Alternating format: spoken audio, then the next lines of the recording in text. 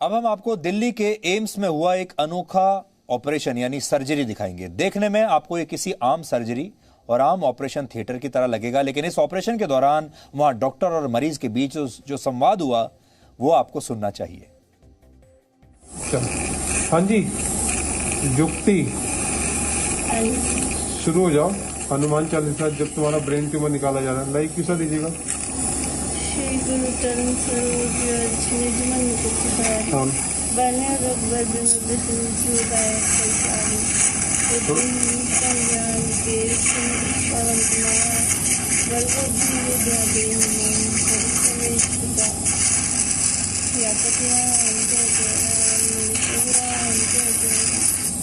हनुमान जय सागर जपति लोक उजागर रामदूत असुर जयधामा अंजनी पुत्र पवन सुतनामा महावीर विक्रम बजरंगी कुमति निवार सुमति संगीत कंचन बरन विराज सुरेश कामन कुमार संचित हाथ ब्रज और ध्वजा विराजे शंकर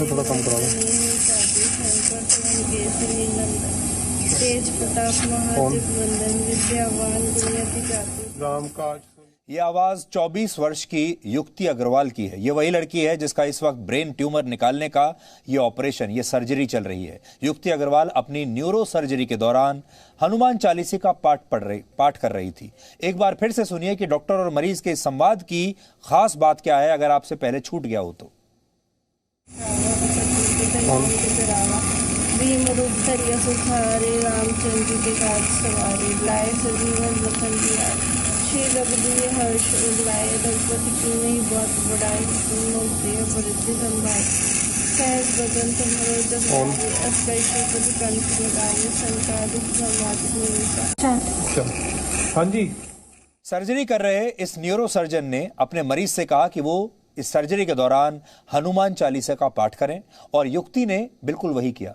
सर्जरी के दौरान वो पूरी तरह से होश में थीं और वो हनुमान चालीसा का पाठ करती हैं, और जहां वो थोड़ा अटकती हैं तो डॉक्टर उनका साथ देते हैं। ऑपरेशन करते समय वो भी हनुमान चालीसा पढ़ रहे हैं। डॉक्टर ने ये ऑपरेशन मरीज को होश में रखकर यानी लोकल एनेस्थीसिया देकर किया था। इस लड़की को ब्रेन ट्यूमर था और ऑपरेशन के जरिए उसके ट्यूमर को हटाया गया।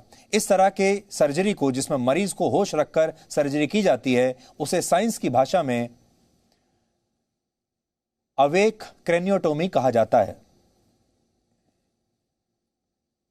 इस लड़की में हमें इसलिए अच्छा लगा क्योंकि इससे जब हम बात कर रहे थे, क्योंकि जब ये ऑपरेशन हम लोग करते हैं तो उनसे बात करते हैं, मरीज से रेगुलरली पूछते रहते हैं कि अपने हाथ चलाइए, पाँव चलाइए, कोई कमजोरी तो नहीं आ रही ट्यूमर निकालते वक्त, या उसको स्पीच अरेस्ट तो नहीं हो रहा। अगर कोई ऐसी ट्यूमर है दिमाग के अंदर ब्रोकास एरिया के पास में जिसमें मरीज की स्पीच चली जाती है ऑपरेशन के बाद में, तो उसमें हम लोग उस समय रुक जाते हैं या थोड़ा ट्यूमर छोड़ देते हैं अगर आपको लगता है कि ट्यूमर उसके बिल्कुल पास में है। तो वही सब टेस्ट करते करते जब मरीज से पूछा कि आप क्या करते हो, तो उसने बताया कि मैं हनुमान जी की बहुत बड़ी भक्त हूँ। तो हमने इनसे पूछा कि ठीक है, आप हनुमान चालीसा आपको आता है? तो उसने कहता हाँ सर। तो पूरी सर्जरी करते वक्त इन्होंने पूरा हनुमान चालीसा का पाठ करा। उससे मुझे लगता है कि एक तो पेशेंट के अंदर भी अपना एक सेंस ऑफ सिक्योरिटी, कॉन्फिडेंस आता है कि एक तो उसका न्यूरोसर्जन उससे बात कर रहा है, दूसरा वो जब भी कोई आदमी अपने रिलीजन बेस्ड कोई एक्टिविटी रिसाइट करता है तो मुझे लगता है कि एक ये हमारी हिंदू माइथोलॉजिकल वैल्यूज है जिसको हम लोग इग्नोर करते आए हैं, ज़्यादा तवज्जो नहीं देते हैं। And I think she felt very good जब उसने ये रिसाइट करा, उसके अंदर पॉजिटिविटी आया। She could connect with me during the surgery. इस लड़की को पिछले कुछ सालों से दौरे पड़ते थे, नींद में इसको दौरे आते थे, जिसके कारण इसने अपना इन्वेस्टिगेशन कराया, MRI कराया, और इसके फ्रंटल लोब में एक ब्रेन का ग्लायोमा करके एक ट्यूमर होती है, बड़ा सा ट्यूमर था। वो ट्यूमर था जो हल्का हमने पूर्णतः निकाल दिया है, और उसके बाद आज लड़की वार्ड में शिफ्ट हो गई है और कल बच्चे की छुट्टी हो जाएगी इसकी। जब हम मंत्रों का उच्चारण करते हैं तो उसका हमारे मस्तिष्क पर बहुत गहरा प्रभाव पड़ता है। वर्ष 2018 में एम्स के डॉक्टर्स और IIT के कुछ वैज्ञानिकों ने अपनी रिसर्च में पाया कि हर रोज गायत्री मंत्र का पाठ करने से बौद्धिक क्षमता बढ़ती है। एम्स ने अपनी रिसर्च में MRI के जरिए दिमाग की सक्रियता की जांच करके इस बात की पुष्टि की थी। एम्स के डॉक्टर्स ने 25 से 30 वर्ष के पुरुषों पर यह प्रयोग किया और पूरे 9 महीने की रिसर्च और 5 साल के डेटा एनालिसिस के बाद डॉक्टर्स इस नतीजे पर पहुंचे। गायत्री मंत्र के जाप से दिमाग के प्री फ्रंटल कॉर्टेक्स पर अच्छा असर पड़ता है। दिमाग के इस हिस्से का काम है योजनाएं बनाना, समस्याओं का समाधान करना और जागरूक रहना।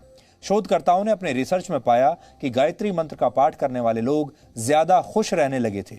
उनमें नींद की कमी और डिप्रेशन जैसी बीमारियां नहीं थीं। मंत्रोच्चारण या आध्यात्मिक पाठ से हमारा दिमाग शांत रहता है और इसी वजह से दिमाग की सर्जरी करने वाले डॉक्टर्स भी इसे काफी अच्छा मानते हैं। इसलिए आपको भी इसे ट्राई करना चाहिए और भगवान ना करे कि आपको कभी ऑपरेशन टेबल पर जाना पड़े, सर्जरी करानी पड़े। अगर आप घर पर ही ये मंत्रोच्चारण करते रहेंगे और अपने जीवन का हिस्सा इन्हें बना लेंगे तो वैसे ही आपको किसी बीमारी का कोई खतरा आपको नहीं रहेगा। Presenting B News app available on Google Play and App Store. Download it now.